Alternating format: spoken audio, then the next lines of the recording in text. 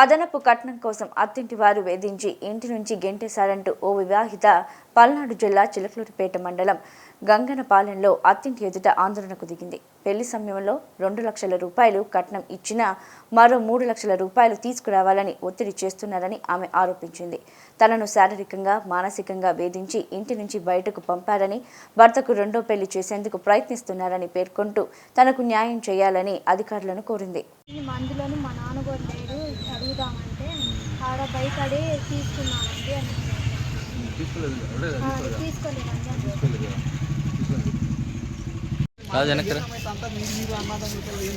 మాకు సంబంధం లేదు, వాడు కొడుకుతో సంబంధం లేదంట.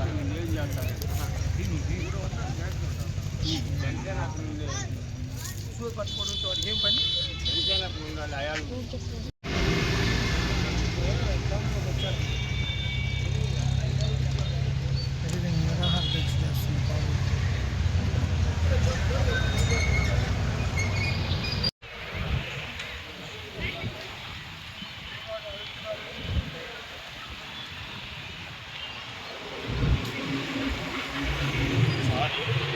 నన్ను తిట్టి, నువ్వు ఇంట్లో వద్దు, బయటికి వెళ్ళిపో, మా ఇంట్లో నుండి వెళ్ళిపో, వద్దు, అసలు నువ్వు మా ఇంట్లో అవసరమే లేదు అని చెప్పి నన్ను వరండాలోకి రెక్కలు పట్టుకొని లాక్కొచ్చి వరండాలో ఇసిరేసిపోయింది. ఫస్ట్ లో ఏమో నేను ఊరికి వెళ్లే ముందు ఏడున్నా ఉంటే ఏం జరిగిందంటే మా తమ్ముడికి బట్టలు ఇచ్చి పంపించానని అది మనసులో పెట్టుకొని గొడవ గట్టిగా చేసుకుంది నా మీద. అది అలాంటి దానివి, నువ్వు ఇలాంటి దానివి, మీ నాన్న నా మీదకి ఇట్లా పెట్టుకొని ఇట్లా కచ్చ పెట్టుకొని ఉన్నాడు, నువ్వు కూడా చేస్తున్నావేంది, అది ఇది అని మాట్లాడి నన్ను తెగ హింసించింది. హింసిస్తే నువ్వెందుకు అట్లా మాట్లాడుతున్నావు, మా నాన్న నిన్న ఒక్క మాటేనా అన్నాడు, అసలుకి ఏం అనలేదు కదా అమ్మమ్మ, ఎందుకు నువ్వు అట్లా మాట్లాడతావు, దేనికి, నువ్వు ఇట్లా మాట్లాడటం కరెక్ట్ కాదు అని అన్నా. దానికి జుట్టు పట్టుకొని, కరెక్ట్ కదా, నువ్వు నాకు చదువుతున్నావా, చెప్పేంత దాని పోయావా నువ్వు, అసలుకి నువ్వు అవసరమే లేదు, మా ఇంట్లో నుండి వెళ్ళిపో అని బయటికి తోసింది. నేను పోనే ఇది నా ఇల్లు, నేను ఇక్కడే ఉంటానని చెప్పి 3 రోజులు అన్నం తినకుండా మెట్ల మీద కూర్చుంటే, ఇంట్లోకి రానిట్లేదు, మెట్ల మీద కూర్చుంటే డాబా ఎక్కి దూకి సస్తావా, అది ఇది అని మాట్లాడి మా వాళ్ళకి చెప్తుంది నా మీద సాడీలు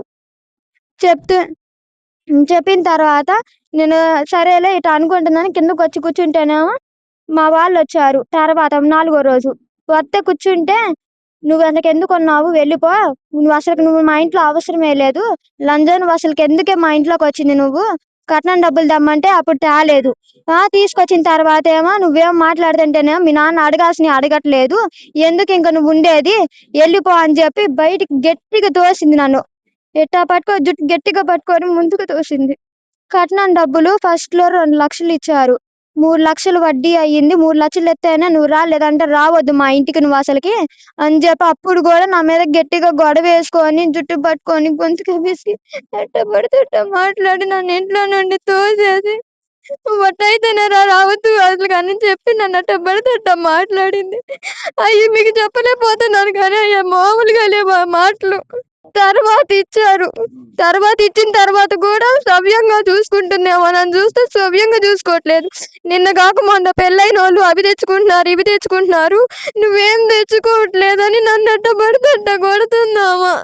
నేను ఈ సంవత్సరం ఉన్నారు మా అమ్మోళ్ళ ఇంట్లో ఉంటే, మాకు మా ఆయన వాళ్ళ పిన్ని తరపున వాళ్ళు వచ్చి మీ ఆయనకి సంబంధాలు చూస్తున్నారు, పెళ్లి సంబంధం వచ్చింది, లగ్గాలు పెట్టుకుంటున్నారు అనగానే నేను ఈరోజు నిన్న మొన్న మా నాన్నని బతిమిలాడా, వాళ్ళు ఇట్లా అంటున్నారు నాన్న, ఒకసారి వెళ్ళి మాట్లాడదాము అని చెప్పా నేను. చెబితే మా నాన్న ఈ రోజు నన్ను తీసుకొచ్చి వదిలిపెట్టి వాళ్ళు అందరూ మాట్లాడుకొని నన్ను వదిలిపెట్టి వెళ్ళిపోయిన తర్వాత నేను ఆడ కూర్చుంటే మచ్చితంగా నా పని నేను చేసుకున్నావు అని కాసేపు మళ్ళీ పని చేసుకుంటే, ఏం వచ్చి రంగాలనే నువ్వేదో బొంగు పడితే పని చేస్తున్నావు అనిద్దని కాసేపు కూర్చున్న తర్వాత చేయొచ్చులా అని కూర్చున్నా. చేతులు రెక్కలు పట్టుకొని బయటికి ఈడ్చుకొచ్చింది. నేను రాను మా ఇంటికి పోను అన్నానని రెక్కలు వీటిని గట్టిగా పట్టుకొని బయటికి రాకుండా ఉందాం అనుకుంటే లేదు, చేతి గాజులను కూడా గట్టిగా ఇసురునూకి బయటికి వరండాలోకి తోసిందిలే, వరండానే కదా ఆడెవరు చూస్తారులే అని నేను ఆడే కూర్చున్నా. నెట్టిపోయారు, ఇంకా బయటికి మొత్తానికి తాళాలు వేసి నన్ను బయటికి తోసేసి వెళ్ళిపోయారు. నేను 4:30 దాకా ఉన్నాయి బయటే.